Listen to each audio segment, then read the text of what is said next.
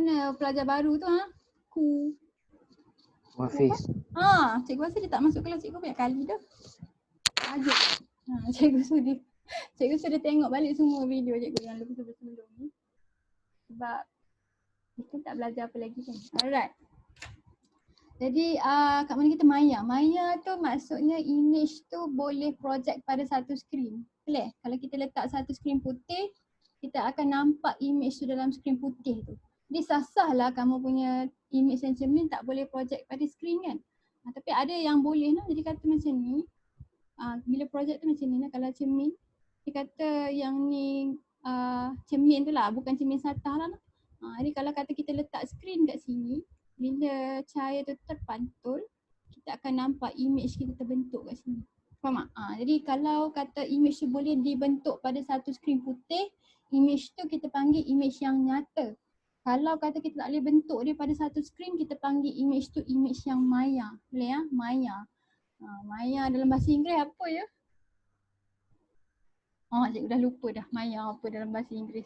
Okey, jadi ini ciri. Jadi kalau kata untuk tajuk cermin cahaya ni, dia selalu suruh kamu ceritakan, nyatakan ciri-ciri dia.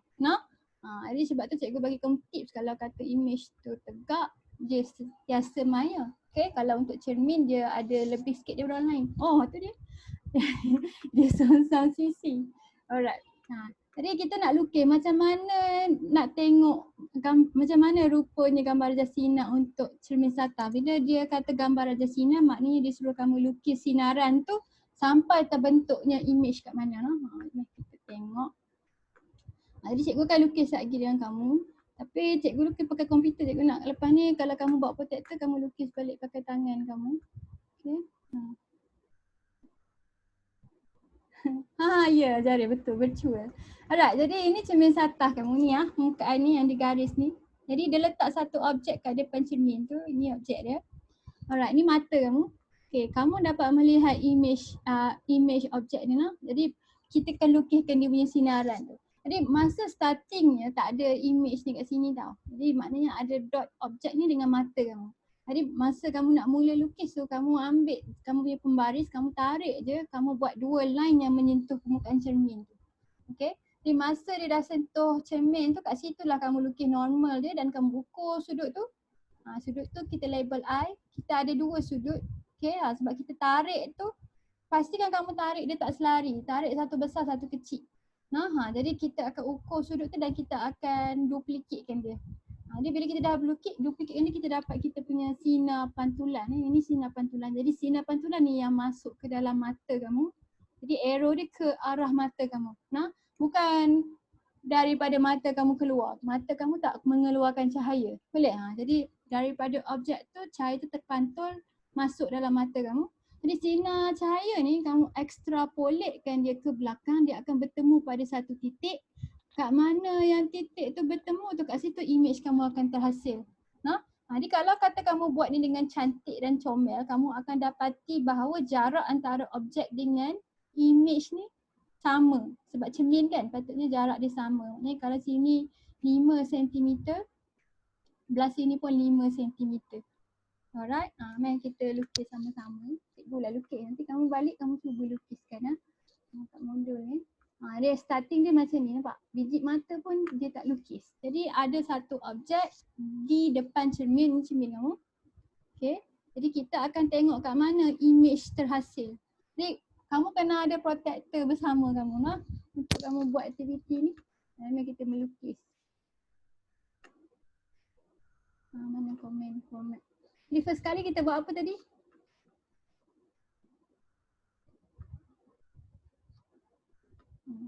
Jahit. First kali buat apa? Garis normal. Belum lagi. Normal bila dah ada. First kali kita buat apa? Sinar 7. Kita buat sinar 7. Ada berapa sinar 7 yang kita kena buat?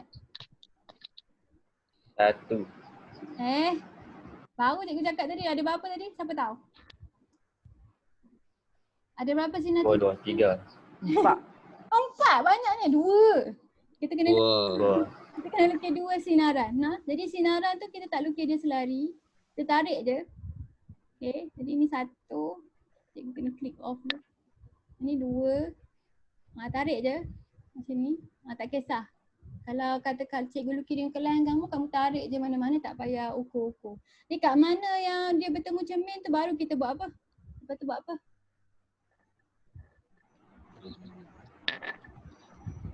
Lepas tu buat apa? Garis normal. Kita lukis garis normal dia. Jadi kalau exam kamu kena ingatlah step-step dia ni. Kalau tidak nanti kamu tak berjaya nak melukis. Ni garis normal ni kita buat garis dia putus-putus sebab garis tu tak sebenarnya wujud kan. Kita buat dia sebagai guide kita je. Jadi garis tu putus-putus. Mana satu benda yang tak wujud tu kita akan lukis sebagai putus-putus. Jadi normal tu normal pada permukaan ya. Jadi yang ni cikgu agak-agak ya sebab cikgu tak ada protector dan membaris bersama cikgu. Okay, jadi kalau sengit minta maaf. Okay. Jadi yang ni cikgu drag sikit sini. Okay, dah ada normal. Lepas tu buat apa?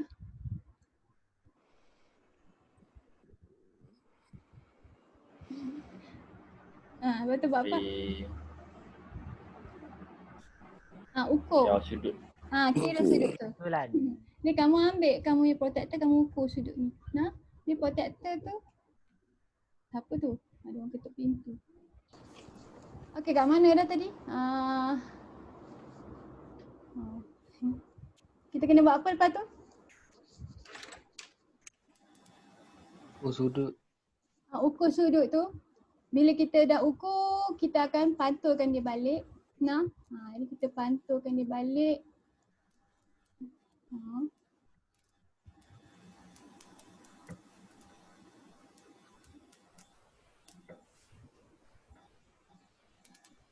Dah. Okay, lepas tu buat apa?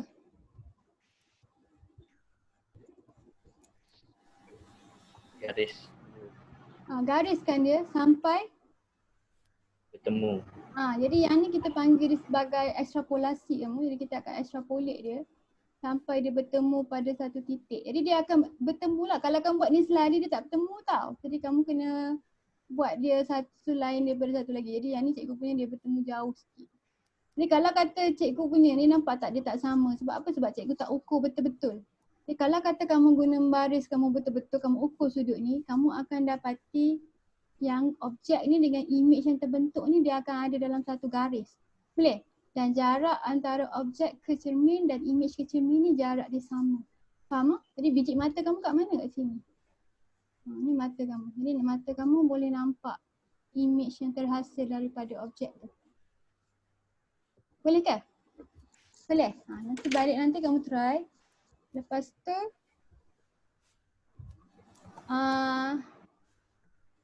kamu try yang ni pun boleh. Okay, dah ada dua. Jadi kalau kata objek tu dia ada bentuk macam ni, kamu pilih satu tempat untuk kamu lukis dia punya sinaran. Boleh? Jadi kat sini kan katakan. Jadi kamu boleh sambungkan dia sampai dia kena cermin pada titik ni, kamu buat kamu punya dua sinar tu. Alright? Okay. Jadi yang ni gambar raja sinar kita panggil. Jadi kalau dia minta gambar raja sinar, macam ni lah cara yang kamu kena bagi. Jadi kamu buat sampai kamu dapat image tu, kamu label image tu. Image tu kita label I. Sorry. Lari. Okay.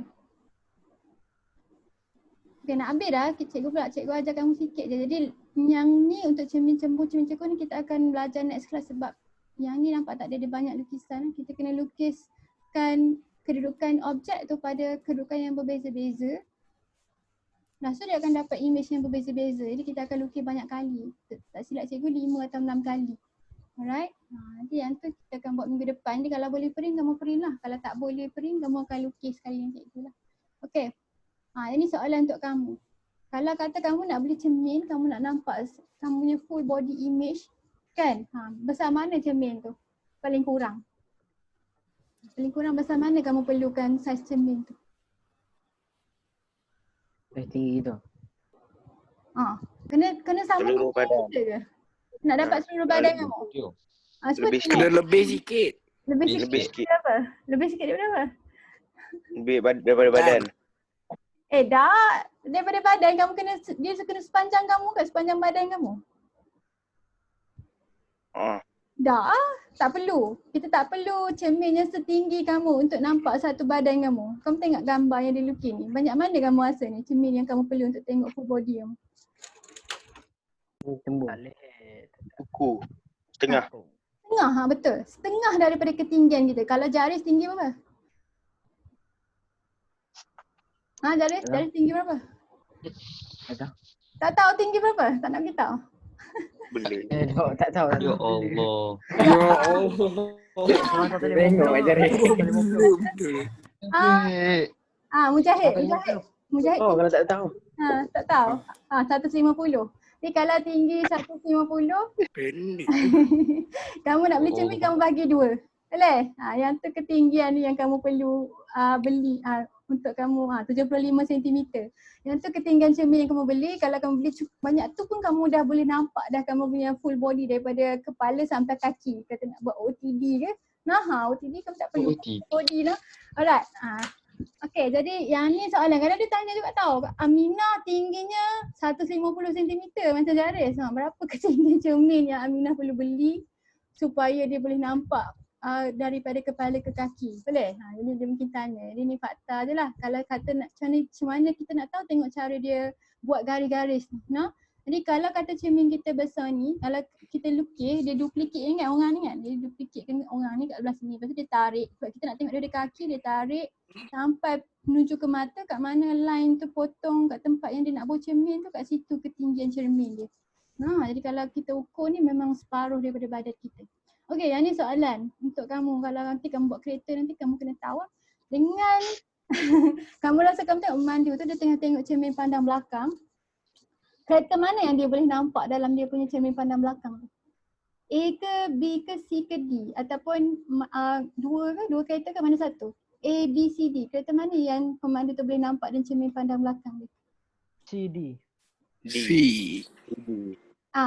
Siapa kata CD? CD betul. Macam mana kamu tahu CD boleh nampak? Kenapa D? CD? CD salah. Sekali lagi. Bukan D. CB.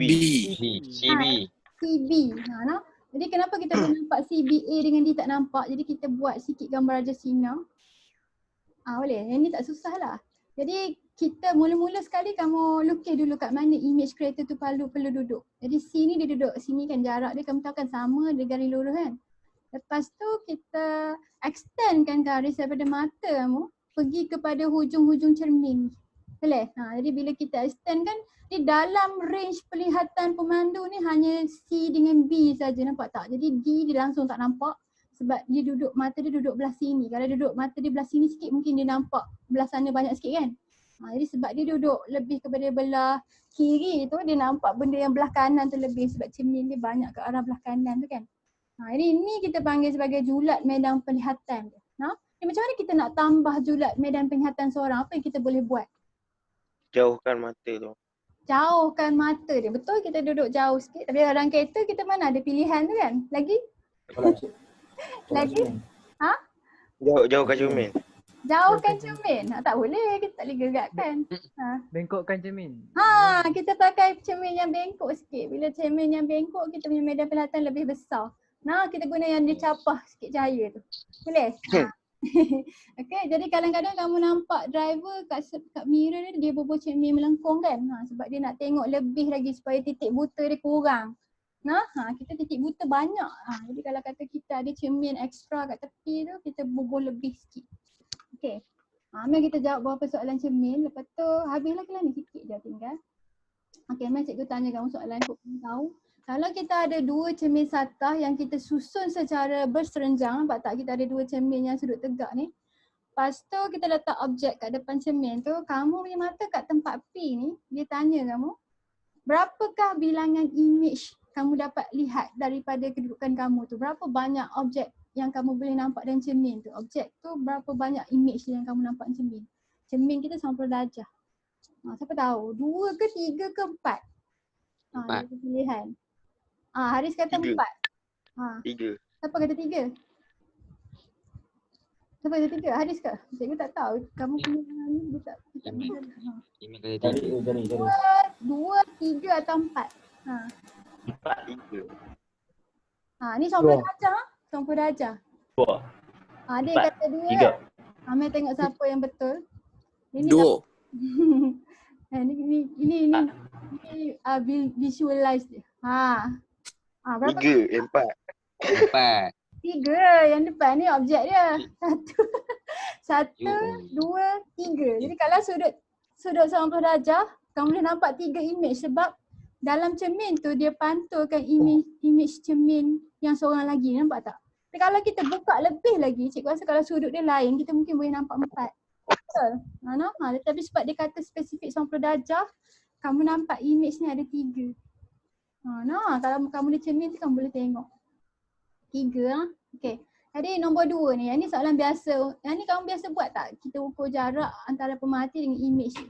Dia rajah menunjukkan seorang pemerhati yang berdiri 1.5 meter dari cermin satah. Ni cermin dia. Lepas tu dia kata kat belakang tu ada tiang yang 3.5 meter daripada cermin satah tu. Berapakah jauhnya image tiang itu daripada pemerhati? Berapa jauh dia? 2. 3. Image tiang. Image. Yang ni tiang yang sebenar. Image ni dalam cermin tu. Lagi. Sama. Oh, image. Atau 5.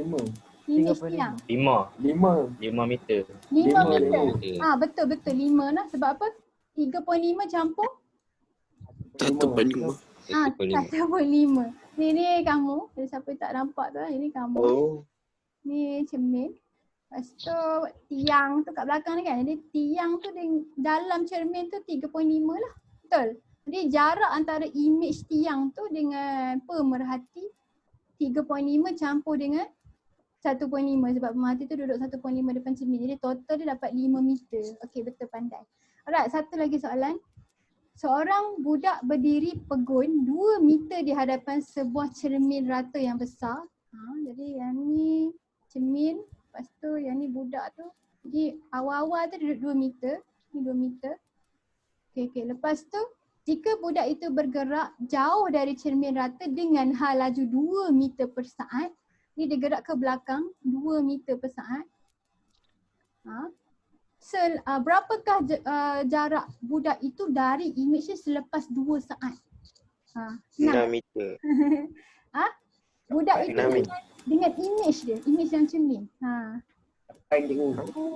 Kapan je? Betul ke? Kira semula. Kalau dia gerak 2 meter per saat dalam 2 saat dia dah bergerak berapa? 6. Campur 4 kan? Betul. Ini 2 kan? 2 meter dalam 1 saat, maknanya 2 saat dah gerak berapa meter? 4. 4. Jadi asal-asal dah 2, dia gerak lagi belakang 4 kan? Jadi sekarang ni dia 6. berapa meter dengan cermin tu? 6. 16. 16. Okay, 6. Ni 4 kan? Jadi yang ni semua adalah 6 meter. Okay, jadi sekarang ni dia tanya kamu berapa jauh budak itu dari image ni. Image yang cermin. 12. Okay, betul. 12. Senang saja 12. Okay. Faham lah? Boleh? Jadi soalan yang cermin ni tak susah sangat lah. Takat ni kamu boleh guna pengetahuan yang sedia ada lah.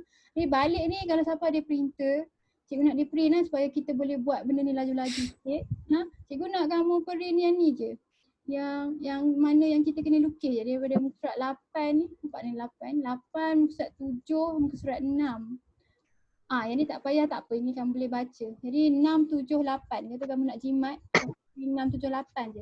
Kalau atas ni kamu tak payah print pun kamu boleh lukis kan. Sebab kamu kena bodot lepas tu kamu lukis cermin satu. Yang ni tak payah print pun tak apa. Ni yang bawah ni print sebab nanti kalau kita buat sekali cikgu akan tunjuk kamu akan ikut macam mana cikgu buat. Jadi kalau kata kamu dah print kamu boleh buat masa tu juga dengan cikgu. Faham tak? Okay. Jadi kalau tak boleh print tak apalah, kamu buat juga. Tapi kamu kena bersedia semua alat-alat kamu lah. Kat depan kamu ada pembaris, ada skala semua sebab kita nak kena ukur dengan skala. Okay, takat ni faham ke? Takat ni sikit-sikit je kita belajar baru kan? Ya. Okay, jadi tak ada masalah kan?